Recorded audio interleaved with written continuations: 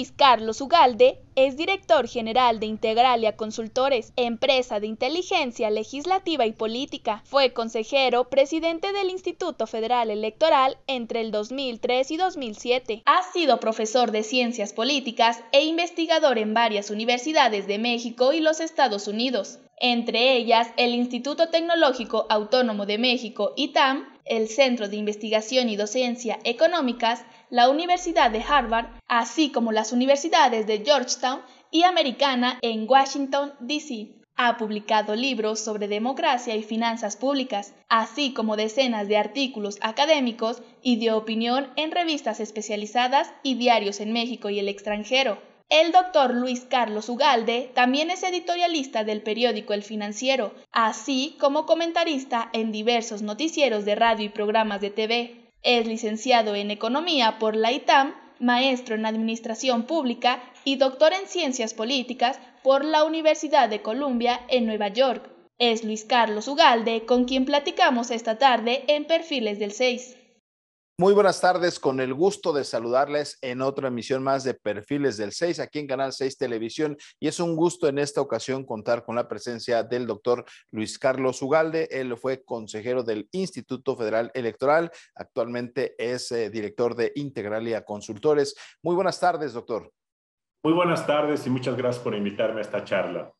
Claro que sí, vamos a hablar de diversos temas en el ámbito pues del cual es usted experto y que tiene que ver con las próximas elecciones que serán en 6 entidades, también el futuro del INE, pero iniciaría, doctor, preguntándole, como vimos el pasado mes de abril, se realizó esta famosa consulta para la revocación de mandato. ¿Cuál es la lectura que usted tiene precisamente de este ejercicio, doctor? A mí no me gusta la consulta de revocación de mandato como figura, y menos me gusta la forma como se hizo en México. Y no me gusta porque creo que se tergiversó y se manipuló un derecho a expresar malestar con un gobierno para quitarlo, y se convirtió en un acto de propaganda política para ratificar y echarle porras al gobierno. Y esto es una tergiversación completa de un derecho ciudadano. La consulta de revocación se debe usar para ocasiones extraordinarias en donde el malestar de una sociedad con su gobierno la lleve a esta sociedad al uso extremo de una figura para remover al presidente. Pero debe ser para situaciones extraordinarias, cuando hay una gran crisis, cuando hay un gran malestar. En México ninguna de estas cosas estaba ocurriendo. Tenemos un presidente popular, no hay nadie que estuviera exigiendo su remoción, pero el gobierno se organizó una fiesta, y eso me parece que es un abuso de figuras de democracia participativa, y por lo tanto el resultado me parece muy negativo, porque no generó ni cultura cívica ni generó un ejercicio de rendición de cuentas. De forma que a mí en lo personal me parece muy negativo y muy criticable lo que ocurrió. ¿Cómo quedó el papel del Instituto Nacional Electoral en esa actividad, doctor? Pues quedó bien, organizó la consulta de revocación con los recursos que tenía, que eran muy escasos, instaló las casillas e hizo su trabajo correctamente. Por cierto, aquí cabe la pena señalar que el gobierno, el presidente, solicitó un ejercicio de consulta de revocación, pero no estuvo dispuesto a pagar por él. Entonces es una contradicción que quieras que el pueblo hable, pero no quieres fondear esa expresión de la gente. Pero con los recursos que tuvo el gobierno se organizó y lo hizo correctamente. ¿Se refiere usted a la parte económica que le había solicitado a la Secretaría de Hacienda y la cual pues nunca llegó? Sin embargo, el Instituto Nacional Electoral sacó la tarea con las condiciones con las que se contaba. Así es, efectivamente. Correcto. La próxima semana habrá elecciones en 6 entidades de la República Mexicana. En ese contexto, los partidos de oposición han advertido la injerencia de grupos delincuenciales en esta jornada que se avecina. Son 6 entidades que pues cambiarán a su gobernador, y preguntarle, con la experiencia tras su paso por el IFE, ¿puede haber esta incidencia como se denuncia los partidos, como denuncian los partidos de oposición, y qué medidas se pueden tomar por parte de la autoridad electoral en ese contexto, doctor? Sí, hay un temor de que cada vez más el crimen organizado interfiere en la celebración de los comicios. El crimen organizado siempre está interesado en tener control de gobiernos locales por el tránsito y el transporte de droga. Entonces, le interesa controlar a la autoridad, le interesa controlar a la policía. En los últimos años hemos visto un fenómeno más grave que además quiere cobrar derecho de piso a los gobiernos. Quiere además usar el presupuesto de obra pública de los gobiernos municipales para de ahí sacar una tajada. Entonces, el crimen organizado está expandiendo su cartera de negocios, de tal forma que esta vinculación o esta captura de gobiernos locales siempre ha existido durante mucho tiempo. La diferencia es que lo que se empezó a observar el año pasado es que el crimen organizado ya se está volviendo un actor activo en las elecciones. Antes esperaba con paciencia saber quién había ganado la elección e iba y sobornaba a políticos. Hoy da la impresión de que ya se dedica a definir candidatos, se dedica a matar a aquellos que le pueden ser incómodos, se dedica a movilizar votantes, a inhibir a los otros partidos que no quiere que ganen, inclusive a participar directamente el día de la jornada interviniendo casillas electorales. Esto no es generalizado, pero el año pasado hay evidencia anecdótica de que esto pudo haber ocurrido en algunas regiones del país, tal forma que el temor de que ocurra este año, sobre todo en Tamaulipas y en Durango, que son dos entidades que han tenido una presencia del crimen organizado importante, es real. Hay temor de que pueda haber una interferencia para definir quién gana y quién pierde. En ese sentido, la autoridad federal, a pesar de estas acusaciones, el propio presidente ha dicho pues que no existe tal situación. Acaba de realizar una gira en lo que se conoce como el Triángulo Dorado, el punto de entrada hacia esta zona que convergen entidades como Sonora, Chihuahua, Durango, y en donde pues se advierte precisamente este foco rojo. El gobierno federal pues ha dejado de lado esta atención que lógicamente al ser autoridad federal le compete, doctor, o se ha hecho algo para tratar de minimizar este tipo de señalamientos que se hacen. El gobierno ha sido negligente en el tema de combatir al crimen organizado y ha sido obvio, porque es público que el presidente ha dicho que son mejores los abrazos que los balazos. Es común escuchar anécdotas de gobernadores que comentan en privado que la Guardia Nacional patrulla el territorio nacional, las entidades del país, pero no interviene. Entonces no hay nadie que enfrente a los grupos delincuenciales y estos se sienten en plenitud de poder porque están haciendo negocio, penetrando, capturando más gobiernos y no hay nadie que les diga que no. El año pasado, a pesar de que hubo esta intervención del crimen organizado en algunos lugares del país, cuando terminó la elección en 2021, el presidente dijo incluso que los malos se habían portado bien, así lo dijo. Entonces es notorio, evidente que hay negligencia, no hay interés, y esto está permitiendo que puedan hacer lo que quieran. Por eso es que hay temor de que ante esta actitud del gobierno permisiva, pues el crimen organizado pueda otra vez intervenir. Reitero, no es generalizado, pero al menos en algunas zonas de Tamaulipas y de Durango que esto pueda ocurrir este domingo. Ahora preguntarle, porque usted ha sido fiel observador, analista precisamente del espectro demoscópico y las últimas encuestas, las más recientes, pues pareciera que a pesar de las circunstancias, a pesar del aumento de la inseguridad, de la cuestión económica que sigue estancada, todavía los números podrían favorecerle a Morena en por lo menos 4 de las 6 entidades que estarán en disputa. Este populismo, estas acciones diarias del presidente, ¿se ven traducidas en el ámbito electoral? ¿Usted lo observa así, doctor? Bueno, lo que existe es que Morena es hoy el partido que tiene mejor percepción pública cuando lo comparas con el PAN y el PRI. Eso es un hecho.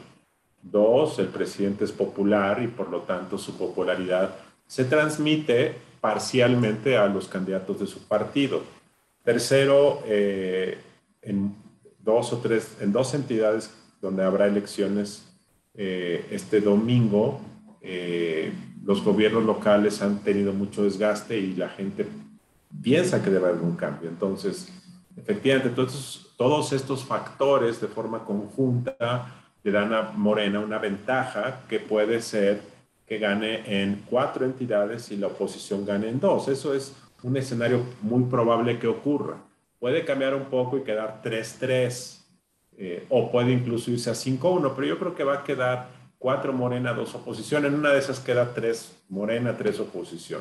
Pero el hecho es que Morena lleva 3-4 años ganando más elecciones locales que los otros partidos y esto le ha permitido irse expandiendo en su control político territorial y esto va a ocurrir este domingo nuevamente. Ahora, quiero llevarlo precisamente pues esta hipótesis que se aproxima de las elecciones, porque me llama mucho la atención uno de sus artículos denominado Las 7 batallas hacia el 2024, publicado en El Financiero el pasado 10 de mayo.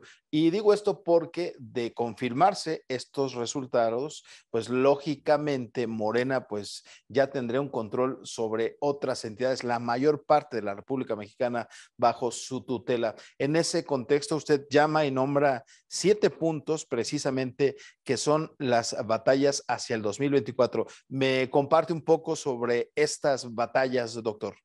Bueno, este artículo que escribí es cómo poder defender los principios de la democracia mexicana y defender al Instituto Nacional Electoral. No tiene nada que ver con Morena, es más, cómo podemos garantizar, porque el gobierno y López Obrador y Morena han estado atacando de forma constante y reiterada al INE. Y para quienes pensamos que el INE es una institución central de la democracia mexicana, defender y dar una batalla para que esto no sea eliminado o destruido es muy relevante. Entonces son batallas para defender al INE y defender la democracia. López Obrador ha dicho públicamente por mucho tiempo que no le gusta el INE y que preferiría cambiarlo y mandó una iniciativa de reforma para ese fin. Entonces, a mí me parece que es muy riesgoso y esto lo que habla es cómo se debe defender al INE. Y aquí en ese artículo lo que platico es que pues hay que defenderlo primero recordando lo que ha hecho el INE en los últimos 30 años. 2, recordando cómo eran las elecciones antes y cómo son ahora. 3, exigiendo que se cumpla la ley. Tenemos una ley electoral. Puede tener muchas deficiencias, pero es la ley. Y mientras esa ley no se cambie, se debe exigir que el gobierno la cumpla. López Obrador durante muchos años, cuando era oposición, exigió que los gobiernos no se metieran en las elecciones. Ahora su gobierno, él, sus funcionarios, se meten en las elecciones, van a hacer campaña y eso es incorrecto y puede ser muchas veces ilegal. De forma que este artículo es cómo defender al INE. Y precisamente a eso quería llegar, a ese punto en relación, por ejemplo, a las próximas elecciones. Lo digo esto, doctor, porque un congreso con mayoría de Morena en la Ciudad de México recientemente hizo modificaciones a la autoridad electoral, a su órgano del Instituto Electoral de la Ciudad de México. Por ello, preguntarle, ¿estas modificaciones pudieran ser una antesala de lo que se pretende hacer ya con el Instituto Nacional Electoral? Pues sí, va en la misma línea. Lo que hicieron en la Ciudad de México el viernes pasado fue reducir el tamaño del Instituto Electoral de la Ciudad de México bajo un argumento de que es muy caro. Pero al hacerlo, lo que hicieron es quitarle facultades, achicar sus capacidades operativas y en ese sentido minar la fuerza que puede tener el Instituto Electoral de la Ciudad de México para organizar elecciones. Ojo, en México tenemos una estructura muy abultada de organismos electorales, porque tenemos al INE, que organiza elecciones federales, e institutos electorales que organizan elecciones locales. Sí hay, por supuesto, una crítica que podrías tú fusionar y compactar estas dos burocracias. Pero lo que hizo el Morena en la Ciudad de México con el apoyo de Claudia Sheinbaum fue una manera muy drástica, no consensuada, sin diálogo, para querer achicar y acortar lo que puede hacer el Instituto Electoral de la Ciudad de México. Y muchos ven una preocupación porque se trata de un ¿cómo se dice? Tijeritazo, no. ¿Cómo se dice? Un tijerazo. Exacto, se trata de un recorte muy potente que pone en riesgo la capacidad de organizar elecciones. Entonces, esto es una muy mala señal. Ahora, lo que el presidente quiere hacer con el INE es diferente porque no tiene los votos para ello. En la Ciudad de México sí tuvieron los votos porque era una reforma legal a nivel local, pero la reforma a la Constitución que se requiere para cambiar al INE es de otro tipo. Es una reforma que requiere 2/3 de los votos del Congreso mexicano y ahí el gobierno carece del apoyo. Entonces, eso no va a ocurrir. Pero esto que ocurre en la Ciudad de México se puede replicar en muchas entidades del país, donde Morena sí tiene los votos para cambiar las leyes estatales y es, por supuesto, un gran riesgo. Correcto. En ese contexto, como usted sabe, el próximo año pues se renovarán 4 consejeros del INE. Sabemos también pues que el gobierno federal ha insistido mucho en precisamente en la reestructuración del INE como tal. Pudiera hacer en el caso de la renovación de los consejeros que se fortalezca el INE con consejeros totalmente independientes, o bien la incidencia, la presión del gobierno federal a través de Morena y gente cercana a él que propongan como nuevos consejeros, pudieran precisamente la contraparte, acabando debilitando todavía más al INE, doctor. Sí, es un otro riesgo que está enfrente, que es el nombramiento de 4 nuevos consejeros en marzo del próximo año. Si se sigue lo que dice la ley, el INE debería de tener 4 nuevos consejeros imparciales, neutrales, expertos, conocedores, pero Morena y el presidente tienen la percepción de que las instituciones deben ser como militantes ideológicos de partidos. Para el presidente, su llamada cuarta transformación es la prioridad y todos deberíamos de marchar de la mano para apoyar eso. Y él considera que quienes cuestionamos este carácter ideológico totalizador de su gobierno somos traidores a la patria. Entonces, él quisiera que las instituciones lo acompañaran en esta marcha histórica que él imagina ascendente, en donde todos caminamos al reino de la cuarta transformación. Y entonces ese es obviamente el riesgo que existe, que el gobierno y su partido quieran usar este nombramiento para reclutar personas militantes, ideológicos, que usen al INE para apoyar a la cuarta transformación. Y la función del INE es ser ajeno al poder político, ser totalmente independiente de los intereses del gobierno y simplemente pues, organizar elecciones y contar votos sin ningún interés en saber quién gobierna y cómo gobierna. Pero ese es el gran problema. Entonces, el riesgo es que quieran intervenir el proceso para forzar la designación de personajes con agenda política, con una agenda ideológica, y esto sí puede dañar mucho al INE, que se convertirá en una suerte de un sindicato político a favor de una agenda ideológica del gobierno. Ese mismo ataque, doctor, ha fortalecido la defensa de este órgano autónomo por parte de la sociedad civil, por parte de organismos conscientes y defensores de la democracia. ¿Esto lo ha fortalecido? ¿Ha fortalecido esta defensa del INE, doctor? Pues ha habido muchas voces que han estado hablando a favor del INE y alertando, y sí se ha gestado una señal de alerta y preocupación. No más allá de eso. Yo he dicho que también la gente debe expresarse en las calles, marchar, mostrar su descontento, apoyar al INE en las calles, porque en las calles se manifiesta la fuerza de la sociedad. Muchas veces la gente piensa que tuiteando puedes hacer política, y la verdad es que el Twitter o las redes sociales son un instrumento para comunicar puntos de vista, pero la política real se hace en las plazas públicas, en las calles. Entonces creo que esa es una manera también de expresar apoyo al Instituto Nacional Electoral. Finalmente, en esta última parte de esta charla, doctor, en Perfiles del 6 acostumbramos a conocer un poquito más a nuestro invitado cuando deja la cátedra, cuando deja el trabajo ordinario. En el caso del doctor Luis Carlos Ugalde, cuando no estamos en el aula, cuando no estamos haciendo artículos, ¿cuál es su otra actividad que le comparte a su familia o de manera individual y que le apasione cuando no está en el otro lado, doctor?